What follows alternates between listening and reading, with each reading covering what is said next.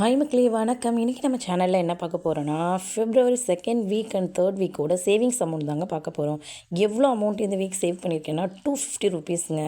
250 rupees save பண்ணியிருக்கேன். இதில் வந்து எங்கள் அமௌண்ட்டில் வந்து 250 ருபீஸ் இருக்குன்னு செக் பண்ணால் ஆகஸ்ட் மந்தில் ஒரு 248 ருபீஸ் இருக்குங்க.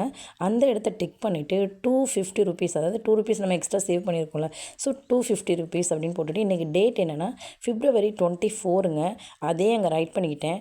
இப்படி நம்ம ரைட் பண்ணோன்னா கச்சாமுச்சான்னு இருக்குங்க. ஸோ என்ன பண்ணுறோம், எப்போவுமே நம்ம சைடில் நம்ம ரைட் பண்ணுவோம்ல, ஸோ இங்கேயே நான் வந்து நோட் பண்ணிவிட்டு சைடில் வந்து January 1st week 2nd week எவ்வளோ அமௌண்ட்லாம் சேவ் பண்ணியிருக்கோம் ரைட் பண்ணியிருக்கோம்ல, அங்கே வந்து February 2nd and 3rd week வந்து 250 ருபீஸ் சேவ் பண்ணியிருக்கேன் அப்படின்னு சொல்லிவிட்டு நான் வந்து ரைட் பண்ணி வச்சுட்டேங்க.